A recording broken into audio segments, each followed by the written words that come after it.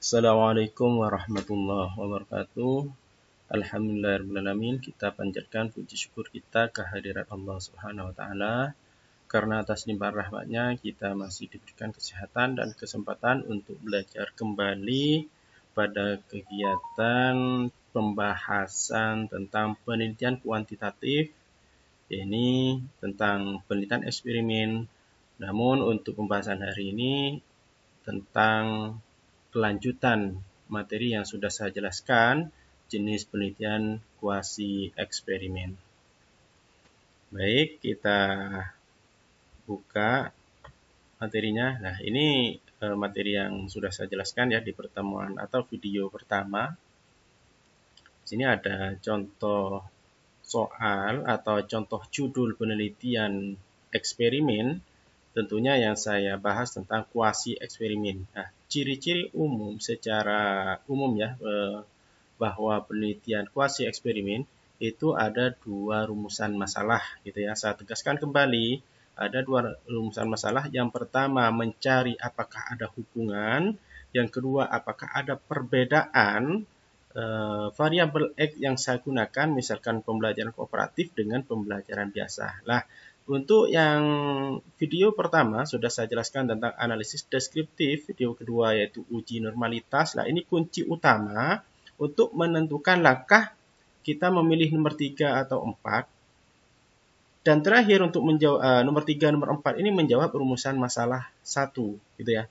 Jadi rumusan masalah 1 ini dijawab oleh analisis ya, uji Peyer sample t-test atau uji Wilcoxon. Jadi kalau yang nomor 2 uji normalitasnya itu berdistribusi normal, maka kita gunakan yang nomor 3. Nomor 4 tidak saya gunakan. Nah, untuk yang nomor 5 saya tegaskan kembali, ini melihat apakah tes yang kita berikan itu setara atau sama atau homogen gitu ya, antara kelas eksperimen yaitu pembelajaran kooperatif dengan pembelajaran biasa. Tes yang kita berikan itu sama atau tidak, itu maksudnya yang nomor 5. Untuk yang nomor 6 atau 7 ini pilihan ya. Nomor 6, nomor 7 ini pilihan sesuai dengan kunci ada di nomor 2 yaitu uji normalitas. Nah, nomor 6, nomor 7 ini, nomor 6 atau nomor 7 ini untuk menjawab rumusan masalah yang kedua. Gitu ya. Saya tegaskan kembali bahwa kita akan melakukan uji independent sample t-test atau uji Mann-Whitney yaitu untuk menjawab rumusan masalah yang kedua. Namun perlu kita garis bawahi apakah kita mau menggunakan nomor 6 atau nomor 7 tergantung dari uji normalitas. Nah, kalau di situ berdistribusi normal, maka kita menggunakan nomor 6. Tapi kalau tidak berdistribusi normal, maka kita gunakan nomor 7. Nah, kebetulan untuk video pertama, 2, dan seterusnya ya untuk pembahasan uji normalitas di situ datanya normal, sehingga yang saya kasih warna ungu gitu ya, yang warna ungu di sini adalah video yang saya buat untuk saya jelaskan kepada mahasiswa gitu ya. Jadi untuk video yang terakhir hari ini kelanjutan dari materi yang sudah saya jelaskan dari video 1, video 2, 3, 4. Dan sekarang adalah video yang kelima yaitu membahas uji independent sample t-test. Karena kita ketahui bahwa datanya itu berdistribusi normal. Nah, ini ya, kita sudah melakukan membuat analisis deskriptif. Yang kedua uji normalitas sudah. Yang ketiga uji Peyer sample t-test. Nah, ini yang terakhir yang saya jelaskan. Nah, ini sudah ya, sudah saya jelaskan. Nah, ini materi yang terakhir yang akan saya jelaskan kepada mahasiswa. Bagaimana cara kita melakukan uji independent sample t-test karena datanya normal. Perlu kita ketahui, yang pertama, uji independent sample t-test di sini untuk mengetahui perbedaan rata-rata dua sampel yang tidak berpasangan. Artinya, tidak berpasangan itu ada dua kelas ya. Kalau berpasangan itu hanya satu kelas. Jadi, tidak berpasangan berarti ada kelas eksperimen dan kelas kontrol. Syarat uji independent sample t-test harus berdistribusi normal. Makanya saya jelaskan tadi ya. Video yang kedua saya sudah melakukan uji normalitas ternyata berdistribusi normal. Nah, kalau masalah data homogen atau tidak, ini sebenarnya tidak wajib ya. sebagai tambahan saja menjawab bahwa tes yang kita berikan itu apakah sama antara kelas eksperimen dengan kelas kontrol. Itu saja ya. Untuk yang nomor 3, perlu kita ketahui bahwa uji independent sample t-test dilakukan pada data post-test. Nah, ini ya perlu kita garis bawahi. Data post-test saja ya. Yang digunakan data post-test atau hasil post-test eksperimen dan hasil post-test kelas kontrol atau pembelajaran biasa atau pembelajaran konvensional. Nah, uji independent sample t-test di sini ini untuk menjawab rumusan masalah yang kedua yang pernah saya sampaikan ke Anda ya. Uji independent sample t-test, kalau Virus sample t-test itu menjawab rumusan masalah satu, apakah ada perbedaan ya? Apakah ada pengaruh maksudnya ya? Kalau yang uji independent sample t-test di sini menjawab apakah ada perbedaan prestasi belajar siswa menggunakan pembelajaran kooperatif dengan pembelajaran biasa, gitu ya. Nah, di sini kita melihat hasil equivariance assume di sini harus kurang dari 0,05. Jadi kalau kurang dari 0,05 berarti ada perbedaan ya. Kalau lebih dari 0,05 hasilnya nanti berarti tidak ada perbedaan yang menggunakan pembelajaran kooperatif dengan pembelajaran biasa. Baik, di sini datanya saya siapkan. Yang pertama adalah data Excel ya. Kita melanjutkan materi yang video 1, 2, 3, 4 dan sekarang video yang kelima. Judulnya sama, hasil kelas kontrol ya, pretest post-test di kelas kontrol dan kelas eksperimen ini tetap sama yang saya gunakan sampai hari ini, sampai dengan video tutorial yang terakhir gitu ya, untuk kuasi eksperimen. Terus selain itu saya siapkan juga tentang ini ya, aplikasi SPSS versi 25.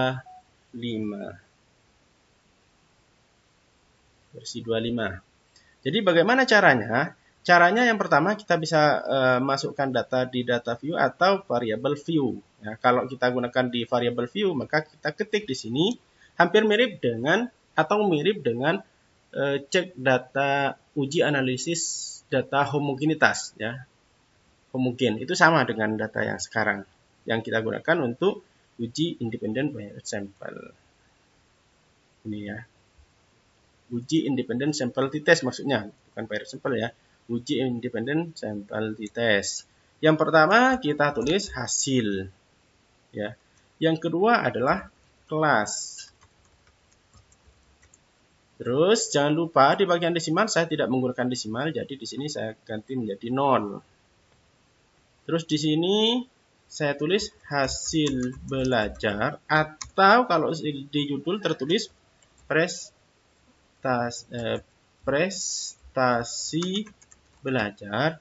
Kalau yang di kelas tetap saya tulis kelas. Nah, setelah itu kita tulis di bagian values ini ya. Ada dua yang kita gunakan ya. Ada dua value. Nah, kita lihat di sini. Yang kita gunakan itu ada dua. Jadi yang pertama untuk post-test kelas biasa. Setelah kita tulis seperti ini, maka kita tambah add, gitu ya. Kita klik add. Yang kedua, kita gunakan post-test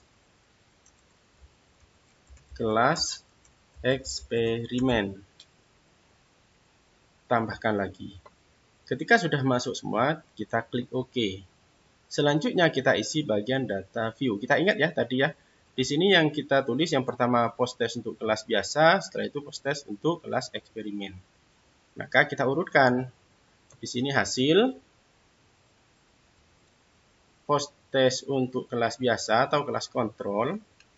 Kita copy. Kita paste, Ctrl V, atau Anda klik kanan, paste, gitu ya. Kita untuk kelasnya kita tulis 1 karena tadi urutannya 1 ini ya. Kita bisa menggunakan manual atau kita siapkan datanya gitu ya. Kita siapkan data seperti di Excel ini ya. Selanjutnya adalah post-test untuk kelas eksperimen. Kita copy. Setelah itu paste atau klik kanan, ya, klik kanan, paste. Selanjutnya di bagian bawah kita klik ya nomor 2. Nah, ini sudah saya siapkan. Saya tidak menggunakan manual ya, sudah saya siapkan terlebih dahulu ini ya. Kita copy. Kita klik kanan di sini, paste. Data sudah saya masukkan semua. Terus bagaimana langkah-langkahnya untuk melakukan uji analisis independent sample test? Yaitu kita klik analyze. Terus selanjutnya compare-main. Kita klik independent sample t-test. Ini untuk menjawab rumusan masalah yang kedua ya. Kalau untuk menjawab rumusan masalah yang ke satu biasanya ini. Tapi ada di video, kalau tidak salah video yang ketiga. Gitu ya. Untuk yang sekarang kita fokus untuk independent sample t-test. Caranya kita klik analyze ya. Setelah itu compare-main independent sample t-test. Selanjutnya hasil belajar kita pindah ke variabel, di kelas kita pindah ke grup. Nah, grup di sini kan masih ini tanda tanya. Tadi grupnya ada berapa? Ada 2 kan? Ada post test untuk untuk kelas kontrol ya, kelas biasa. Yang grup yang kedua untuk kelas eksperimen. Kita klik di sini ya, define group. Setelah itu satu tinggal kita tulis lagi satu, grup 2 kita tulis lagi grup 2. Setelah itu continue. Coba dicek lagi bagian option, takutnya ada yang ini sudah pas ya 95%, atau kita menggunakan taraf kesalahan 0,05 gitu ya, atau kita menggunakan 5% taraf kesalahannya. Baik, kita klik OK. Tinggal kita tunggu. Yang mana datanya? Datanya yang ini ya. Hasil uji ini independent sample t-test. Kita lihat sesuai dengan PowerPoint yang sudah saya tampilkan ya, equal variances assume.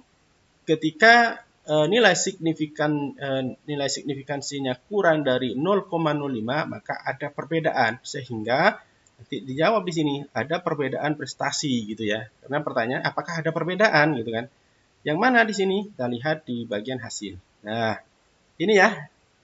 Jadi yang bagian ini adalah hasil uji independent sample t-test. Kita klik kanan, copy image gitu ya. Setelah itu kita siapkan data mungkin skripsi gitu ya. Skripsi atau jurnal. Di sini ini sudah saya jelaskan di video-video sebelumnya. Dan ini merupakan kelanjutan dari video yang sudah saya jelaskan, video 1, 2, 3, 4. Dan di sini adalah video yang kelima tentang uji independent sample t-test. Gitu ya, karena datanya normal. Kita letakkan di sini, klik kanan ya. Klik kanan. Kita paste gambarnya gitu ya. Setelah itu kita setting dulu gambarnya biar full satu ini ya, satu halaman. Terus kita kasih keterangan gambar. Kalau yang video keempat kita ada gambar 4, maka di sini adalah gambar ke-5.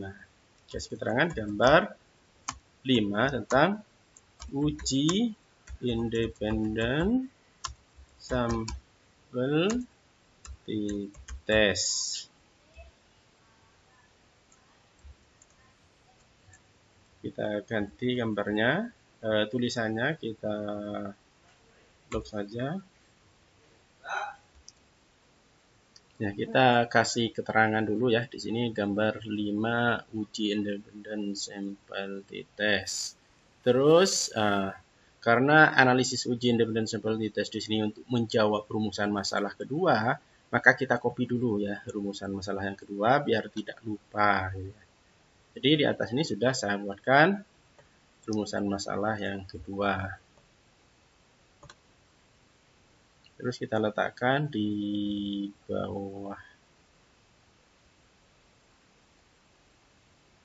Nah, ini ya. Kita letakkan di sini.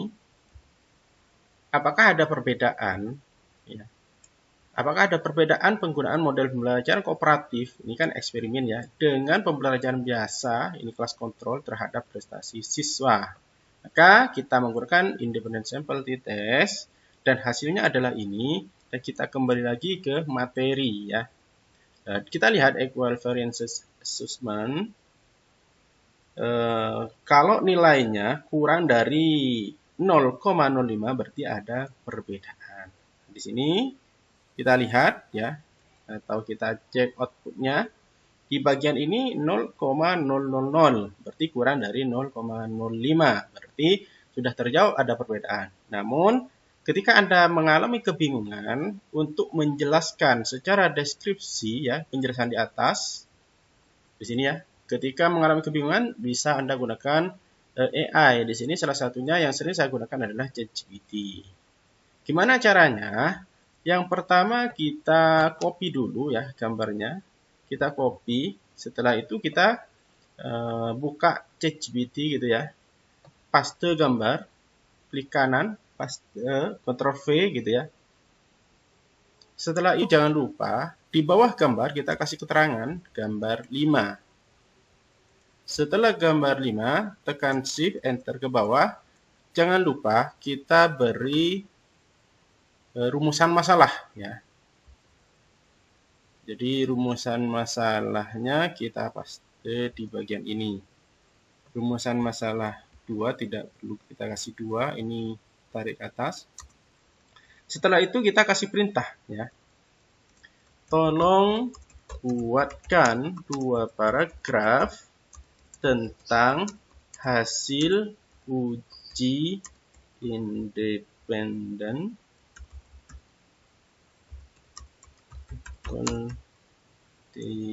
tes ya, sesuai data di atas.